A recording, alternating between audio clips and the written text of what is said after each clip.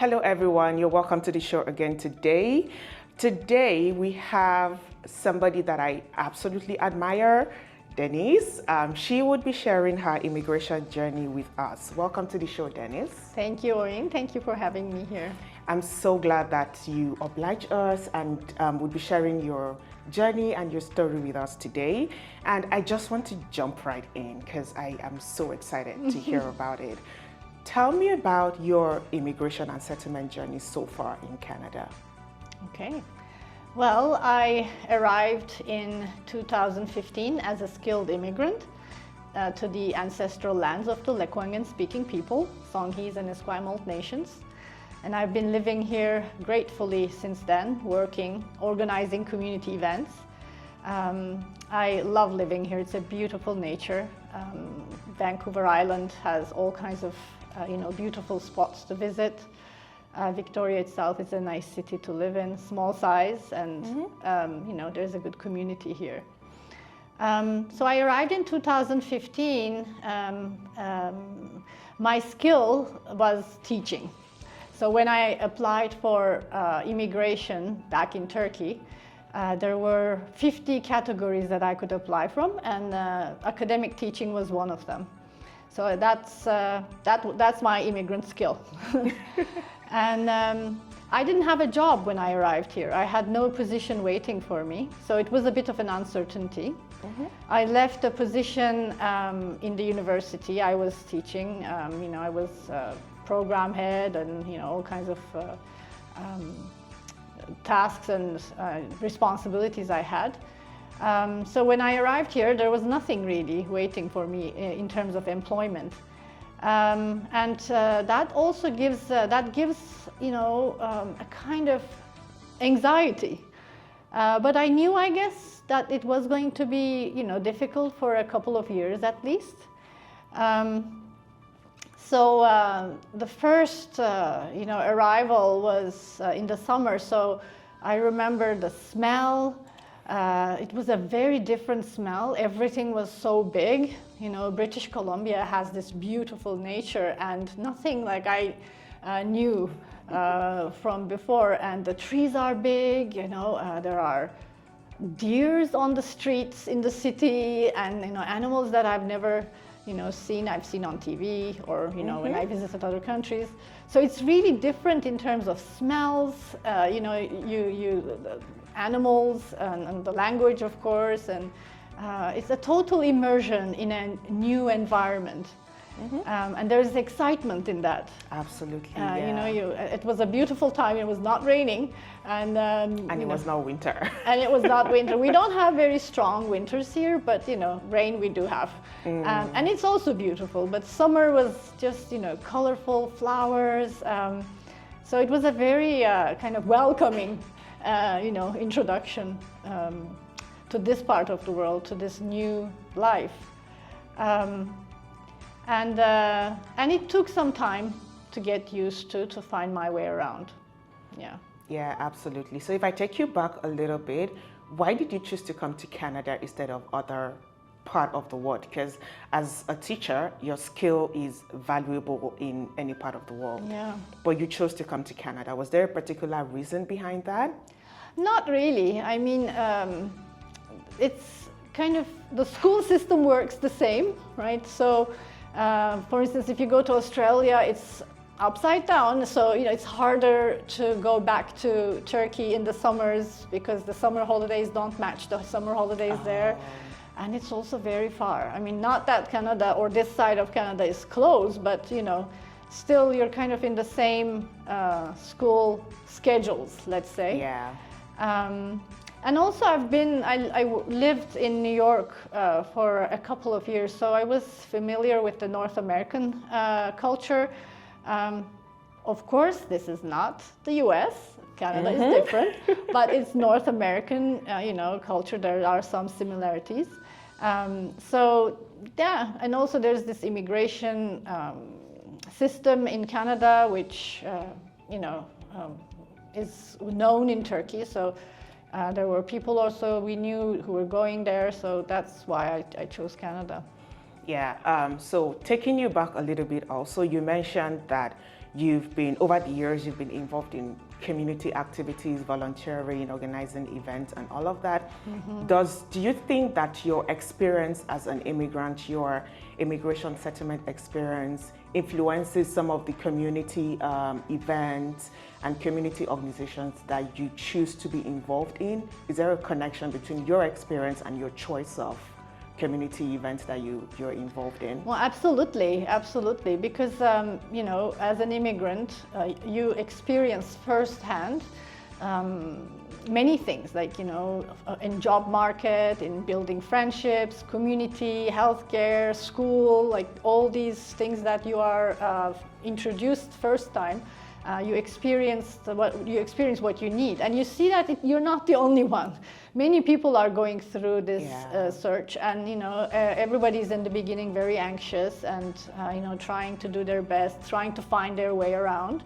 And so these common interests, concerns kind of bring you together with others as you exchange, like, how are you doing this? Like, well, how did you solve this issue? Like, how did you find that resource? So, you know, I was able to communicate and connect with people with similar experiences who've been here maybe many years or who've just arrived like me earlier. So, you know, those common experiences bring you together. And then I got involved in some local community organizations, and I was lucky to, you know, meet some wonderful people that I work still with, I'm friends with, and I also joined to, you know, established organizations, boards that are doing, you know, work in the community in social planning or social issues or cultural issues, and I had some background back in Turkey in these areas, so I thought I can build on those skills, contribute, but also learn. It's a lot of learning. Yes, Yeah. especially in a new cultural environment as well. So you mentioned, of course, that you expected that there would be some challenges coming to a new country, and one of them was employment. Yes.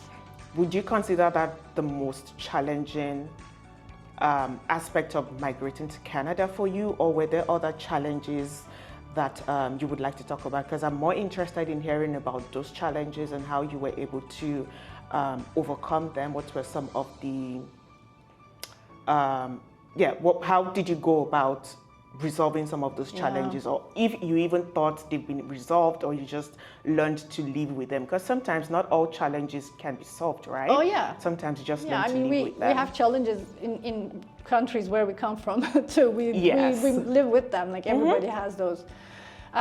Employment was a big one, yes, because that kind of determines everything else, right? The housing, the school system, like what kind of life you're going to build. And so, yes, employment was always something that I focused on. And I knew that I may not land on a job, a permanent job, or a job that I have skills in, or a job that I really would love to build a career in. So I knew from the beginning that it will take a couple years, and that I have to be patient and not lose hope. And just, you know, if I need to build skills, I need to build skills. Like, I have to focus on that. I need to build a network. Well, that I have to focus on that. The jobs don't come if you just sit at home and wait, right? It's also not looking on internet. I mean, you know, I figured that out quickly, that, you know, I have to be out there, meet people, understand what's going on. So, and in my line of work, it's, you know, teaching, research. It is happening in the post-secondary institutions. So I had to go to university campuses, attend meetings, attend conferences, you know, sit in the cafes, watch people, meet people, talk to them, introduce my CV, like, you know, say, I can teach this course. Yeah. Or take a course as a guest student, you know, and see, you know, how colleagues are teaching here, how they are interacting with students. So I used all those skills, and, you know, I would maybe curiosity, or I don't know, like bravery. Some of it is really like, if I would do, I don't know, but, you know, it was very helpful to go out there and meet people, and you know, attend as many kind of events as possible to get a sense of what's going on, how it is done, who is who, what's happening. You know, that was the I invested a lot of time in that, and it kind of paid off, I would say. Then I started teaching part-time, and that gave me more confidence, because as an immigrant, you need to have confidence. Like you don't lose your confidence. Yes. It's hard, it's new, it can be scary, and you start questioning everything about yourself, and no, just trust yourself, and you'll do good. I mean, immigrating, leaving something and moving to an unknown, that's a big courage. Mm-hmm. So if you did that step, the next step is not going to be more difficult. Just hang in there. So that's what I did. I mean, I just attended everything I could. I took trainings, certificates, polished my teaching skills, started teaching, and always being observant, like, am I doing a good job? Like, is this working? Mm-hmm. Do I like this? Can I do better? So yeah, employment, yes, it's very central, was very central for my self-confidence and settling down. Mm-hmm. I loved how you talked about coming with an open mindset. Mm-hmm. And I think that's an area that most immigrant or potential immigrant need to work on. Because a lot of times, at least based on the other immigrant that I've spoken to on the show, there's this expectation they're coming with. Of course, there was a reason why you left your home to come here, the expectation that things would be better, and you get more opportunities, or whatever reason it was that you came here. But I don't think so many immigrants come with the open mindset of the potential of maybe not working in the field that I was in before. I might need to up my skill, or being open to changing career paths. So it seemed like you were really open to all the options that were available. So I loved how you talked about that. But also, it also sounds like you went beyond your comfort zone to put yourself in those situations of going for events, networking with people. And that is something that I also think we all need to work on. Most times we tend to stay with people whom we're familiar with, people from our own culture, and just build our community around people from our own culture. But that was not what worked for you. No, I mean, I met people from Turkey as well, and it's nice to speak your language. But I wanted to understand how the system works here, and so it's not just work related though. Like, I signed up to yoga classes and dance classes, and did some self-care there too, and then meet people outside the only employment related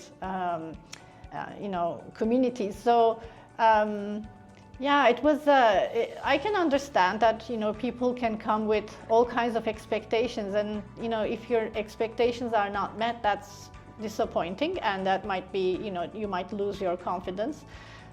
In my case, I was thinking, okay, I am a university teacher. I have been teaching, researching, writing, translating academic knowledge into more accessible. I had also background in working in museums and heritage places, so that's another area of my skills. What else can I do with these skills?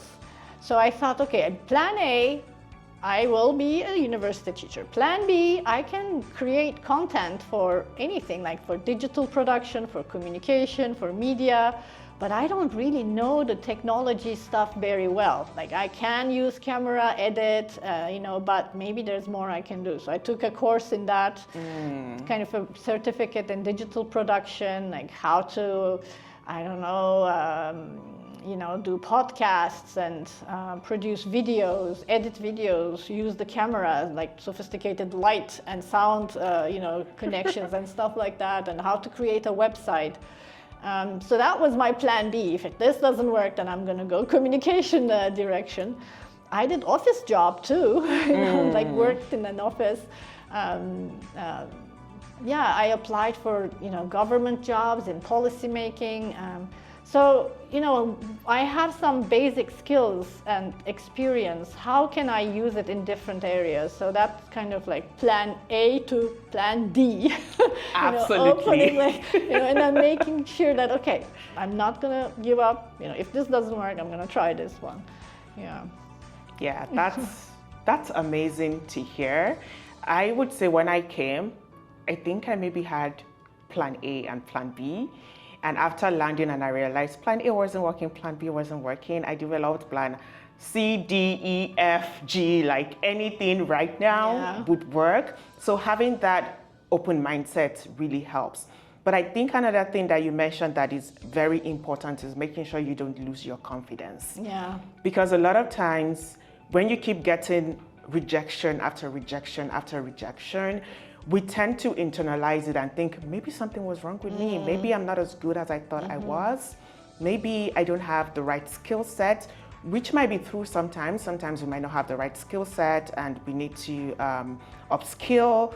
But for the most part, I think it's also looking at the system and seeing that sometimes it's not about what we bring, it's about the systems that are not working for us right now, and not to internalize that. Because when we begin to internalize that, we begin to lose our confidence and even stop seeking out those opportunities. Yes, that's right.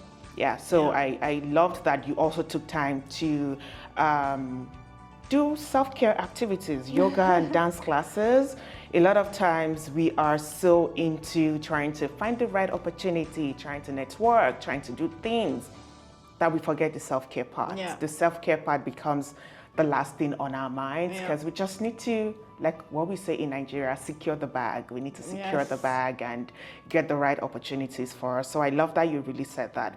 So looking at your whole experience from when you came in 2015 up until now, and your experience within Canada and what you've seen with the people, the environment, everything put together, what would you say is the absolute one thing that you really love about being in Canada? Well, I like being a teacher.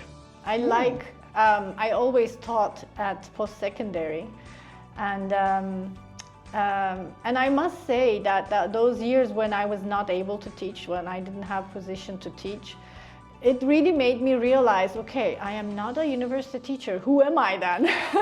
It's very interesting because for 10 years I was teaching in Istanbul and with students. That's a relationship that defined who I am, my role. And when it was not happening, when there are no students around me, then I had this thought like, okay, then what is my role? What am I going to do? And so when I started teaching again, I was very happy. Like I realized, to be a teacher, you have to have students. Yeah. Right? So it's a relationship that defines who you are. And so it really makes me happy to be, with my students, meet them, and I teach international students. She teaches me. Well, we're learning together, let's say. And so it's an amazing, rewarding experience for me. I learned from my students so much, and I love being around them. So very grateful for that. I am very grateful that I'm able to do what I'm trained for. That's because I know many immigrants are doing different things to be able to survive. Yeah. They come with very valuable diplomas and they can't do their profession. And so they switch careers and they do other things. And that's very unfortunate. It's a loss, I think, for Canada not being able to, have these, valuable people contribute with their profession. So I was lucky that I could just teach anywhere, and that I was able to teach here. Okay, so on the flip side, what is the one thing that you don't like about Canada? I feel like I know what you're going to say, but I'm not sure. I think it's too far. Going back to Turkey is a lot of hours of flying and also very expensive. So, that's being far from your loved ones, not being there when they are in need, and, when things are happening in the family and it takes 2 days to get there. It's yeah, that's, I would say, the most difficult thing for being in Canada for me, or being on the West Coast, maybe. Yeah. Yeah. Yeah. Do you tend to travel back home a lot? How often do you travel back home? Well, every 2 years. Every 2 years I try to go, and but I wish it was every year. I wish they could come, so we could alternate. Yeah. So have you had your family visit you here so far? Not yet. Oh, okay. Yes. So you always have to travel to see them. Yeah. That must be hard, though. Well, the pandemic kind of took the 2-3 years away, so I don't know what happened. It kind of, we jumped from 2019 to 2023. Yeah, 2020 and 21 did not happen. So that was like, it's like a screen to me. And so we're now I hope they'll be able to come. Yeah, absolutely. Okay, so looking at your experiences and also having the multicultural lens, especially based on the classes you teach, teaching a lot of international students, multicultural students, hearing their stories, sharing their experiences, what is if you were to give one word of advice to immigrants, newcomers, or people who are planning to come to Canada, what would it be? Patience, and going out there meeting people, getting involved in the community, voluntary work, attending meetings, being a regular to a place, like be a regular to a cafe, to a whatever organization. Just show up there and you start talking to people, and you build community. Because I think as immigrants, we're very lonely when we come. Yes. And that we need connection, and we can connect with other immigrants. We can also extend our connections to other people in the society, different generations, age groups, cultural background. So I think patience and building a community, building a network for personal, for employment reasons, I think that's very important. It worked for me. It was not easy, but it paid off, I would say. I'm still building it. I'm not there yet. It's an ongoing process. Yeah. But I loved how you talked about building community for personal reasons, because a lot of times we focus so much on networking for work or business opportunity that we forget the social aspect of it, the personal aspect of it, because our lives is not all about work, right? It's not about, yes, you have to go to work maybe for the chunk of your day, but there are still other aspects of life that we also need to build community for. So I think that's a part that is really important that we tend to ignore for the most part a lot of times. And I hear a lot of immigrants talk about the loneliness in Canada. There's always funny jokes on social media about, especially Nigerian communities that are in Saskatoon or in Canada, and they're sharing about, how lonely it is in Canada and how they miss home and all. So I think it's really important to build that community that helps with that personal side of things, not just professional. And also we want to belong somewhere, right? As humans, we kind of build a relationship with the place. And the place is not just trees, sea, and, whatever. It's the people. And, we have a lot of physical space, but to make a place, you need to build that feeling of belonging. Yes. You need to communicate with people and connect with people, feel that connection. You need to feel welcome. And you need to also build memories, and those memories kind of accumulate and make you feel, belong, kind of contribute to that belonging.